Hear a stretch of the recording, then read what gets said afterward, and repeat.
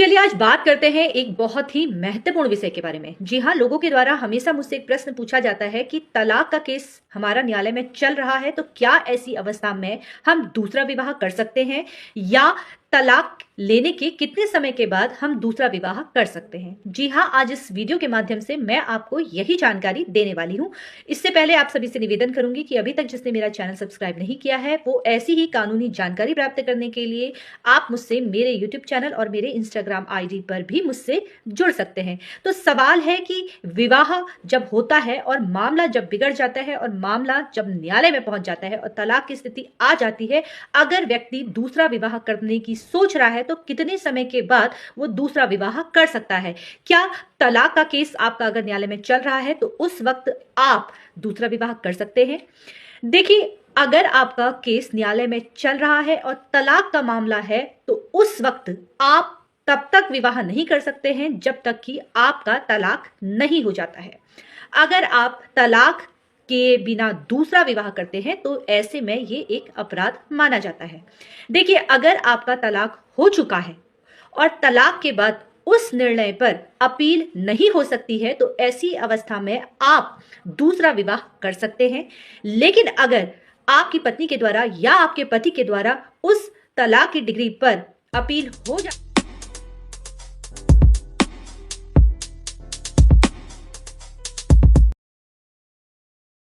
है और वो सवाल मुझे लगा आप लोगों के साथ मुझे साझा करना चाहिए। एक महिला के द्वारा मुझसे प्रश्न पूछा गया कि मैंने अपने पति के खिलाफ मेंटेनेंस का मामला और डाइवोर्स का मामला पारिवारिक न्यायालय में किया हुआ है।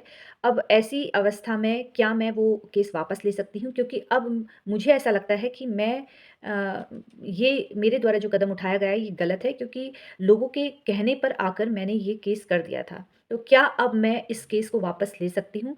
जी हाँ, आपको मैं बता दूँ कि चाहे वो पति है या फिर वो पत्नी है, जिसके द्वारा भी कोर्ट में पारिवारिक न्यायालय से संबंधित जो भी केस आपने लगाया है, वो केस आप बिना किसी शर्त के वापस ले सकते हैं। केस को आप कभी भी क्लोज कर सकते हैं। अगर आप किसी के बहकावे में आकर गलती से केस कर देते हैं, चाहे आप अपने पत्नी पर केस कर रहे हैं या अपने पति पर केस कर रहे हैं, तो आप जब चाहे उस केस को विड्रॉ कर सकते हैं। ऐसी ही कानूनी जानकारी प्राप्त करने के लिए आप लोग मुझसे जुड़ते रहिए। धन्यवाद।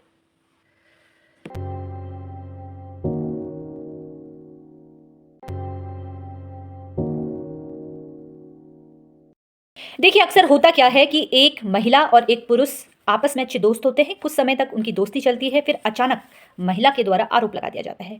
महिला आरोप लगा देती है कि ये मेरे साथ विवाह करने वाले थे, लेकिन इन्होंने अब मन बदल दिया है। अब ये मेरे साथ विवाह नहीं कर रहे हैं और हमारा और इनका 4 साल से संबंध था और हमारे बीच में काफ़ी अच्छे संबंध बने। अब ये संबंध में इनकी भी सहमति थी, मेरी भी सहमति थी, लेकिन मेरी सहमति तब थी जब इनके द्वारा जो वादा किया गया कि मैं तुमसे विवाह करूँगा, तब जाके मैंने संबंध बनाए। लेकिन अब ये मुझे धोखा दे रहे हैं।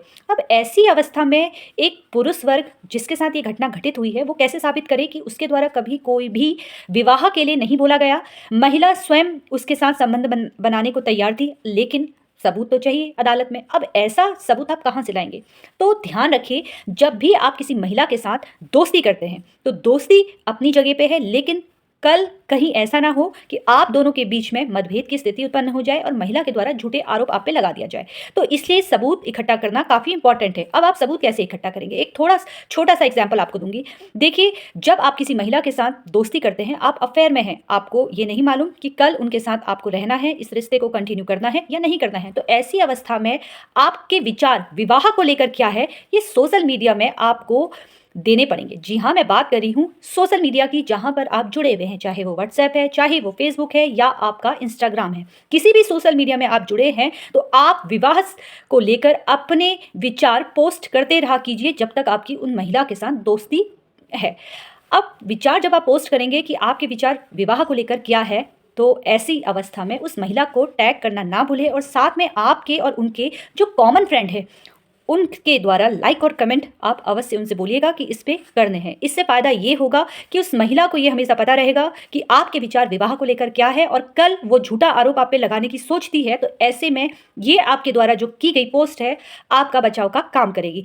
ऐसी ही कानूनी जानकारी प्राप्त करने के लिए आप लोग मुझसे जुड़ते रहिए और हाँ, और हाँ, इस वीडियो पर अपना कमेंट और लाइक करना ना भूलें और साथ में उस व्यक्ति के साथ इसे टैग कीजिए जिसकी कोई महिला मित्र है और उसके ऊपर आपको लगता है कि उसकी महिला मित्र आरोप लगा सकती है। ऐसी ही कानूनी जानकारी प्राप्त करने के लिए आप लोग मुझसे जुड़ते रहिए। धन्यवाद।